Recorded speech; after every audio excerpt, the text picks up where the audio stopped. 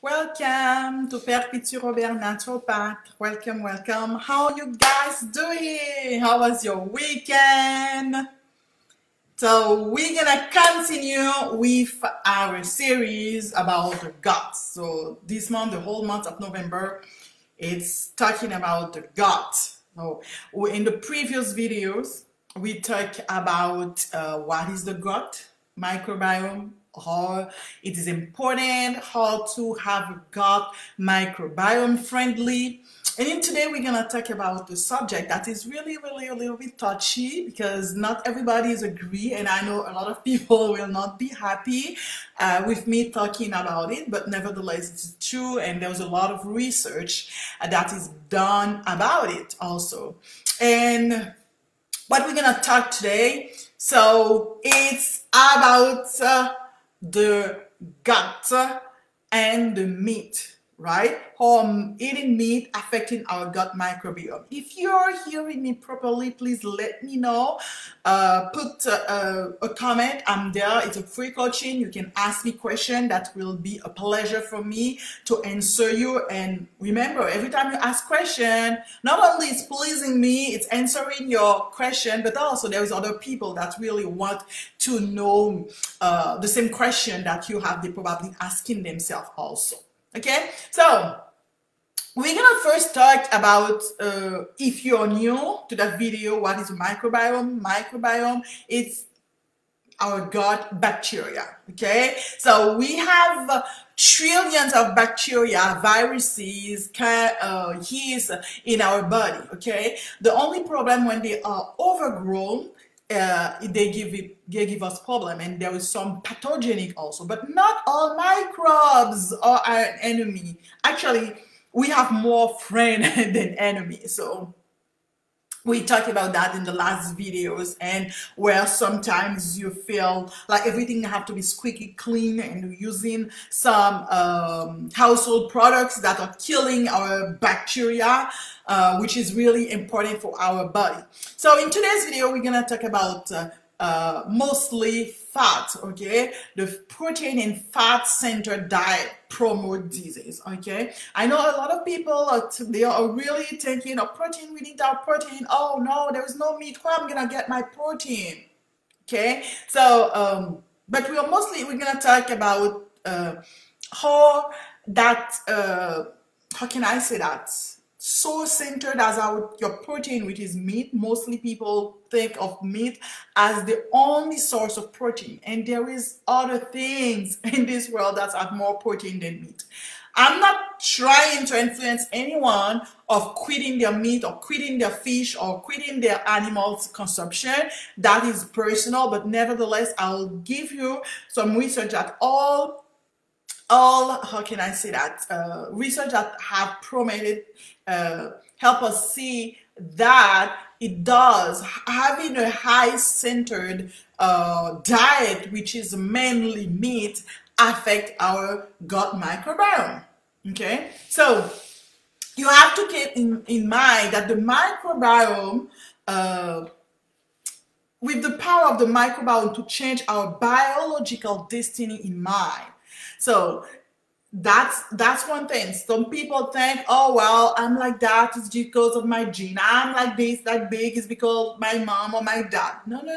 You have your destiny in your hand, and that in terms of your physical and health being, your destiny might be in your gut.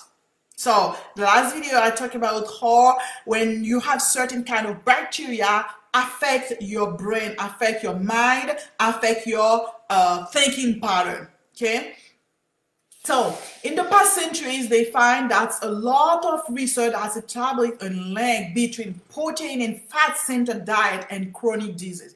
When we are talking about chronic disease, we are talking about high blood pressure, you're talking about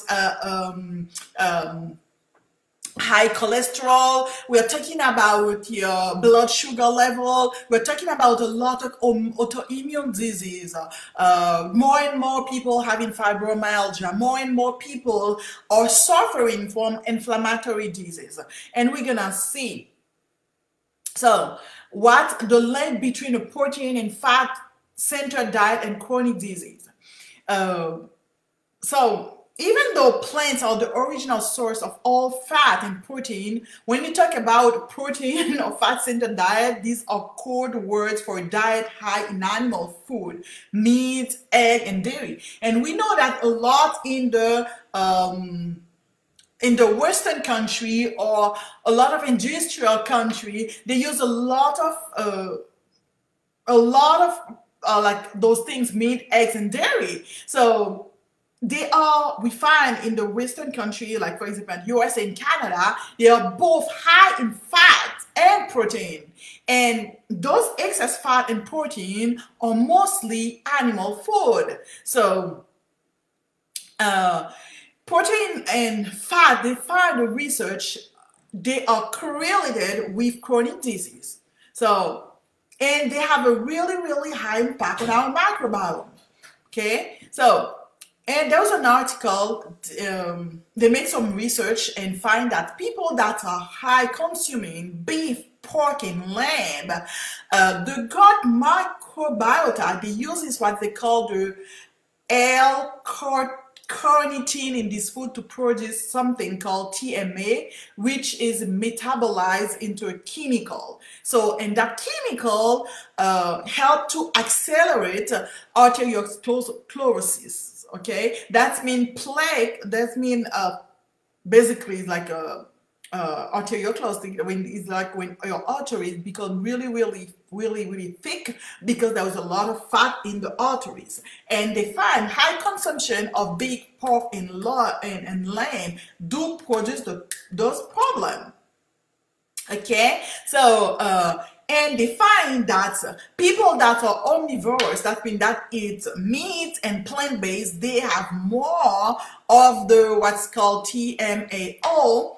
That's a chemical compounds that make arteriosclerosis, that make really fat in the arteries. They have more of that things in their body than people that are vegan or people that are eating more plant-based diet.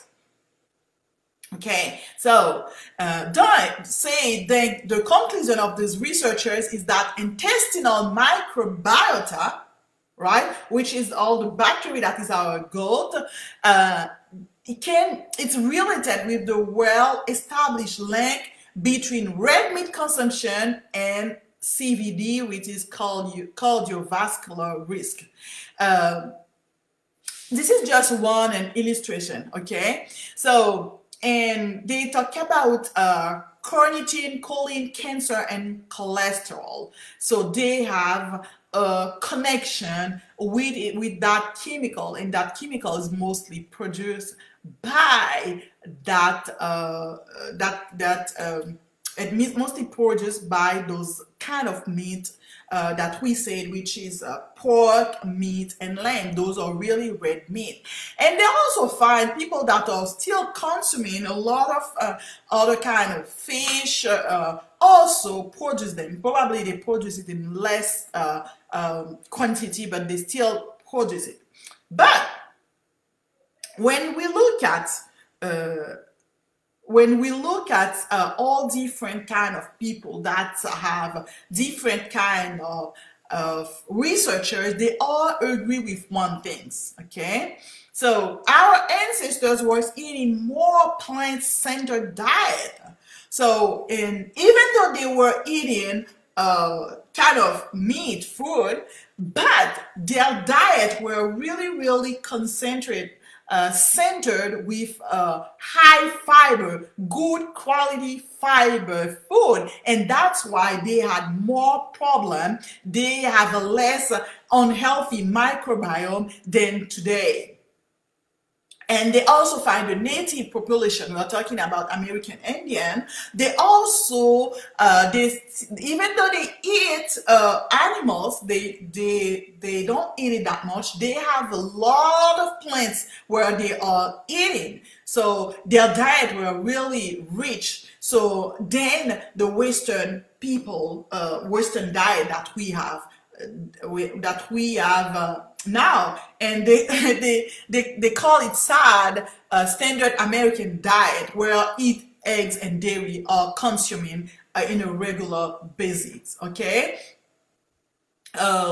So the change in our microbiome is really linked together with the problem that we are having now in our society, which is a lot of problems like allergy, food intolerance, gastrointestinal disorder, and a long list of autoimmune disease that is coming day after day. Is because of the high animal product consumption and less fiber-centered food that we are eating. So by changing our diet, we can change our microbiome and reduce our chance of developing serious chronic disease.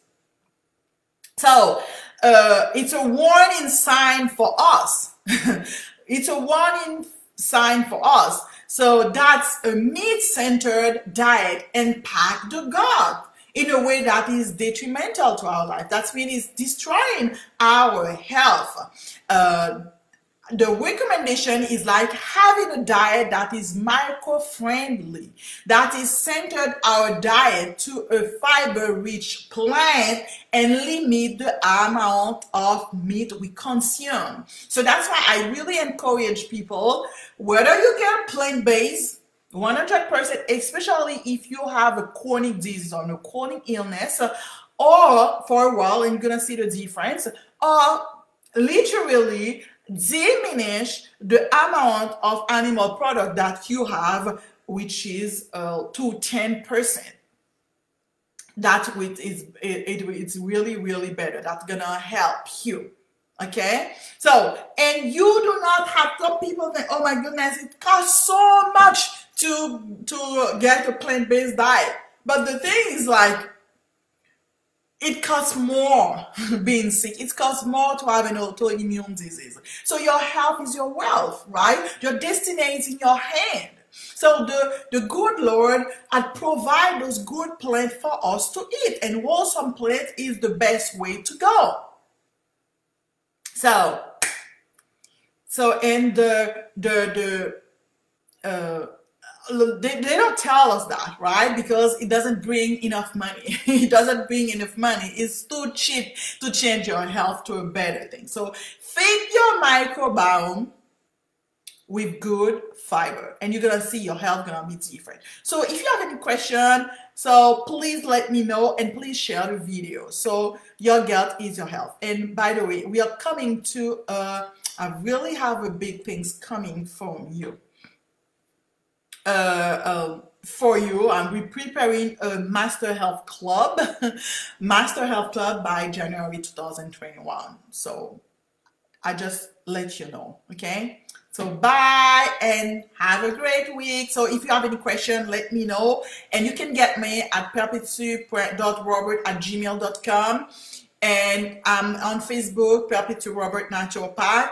And if you need any help with your health, so please contact me. I do coaching, so with people that want to change their health and to get their health out of hell, okay? And I also have health products, because I help you in different area of your health, different area, whether to you know, some older women that have difficulty to grow in their health.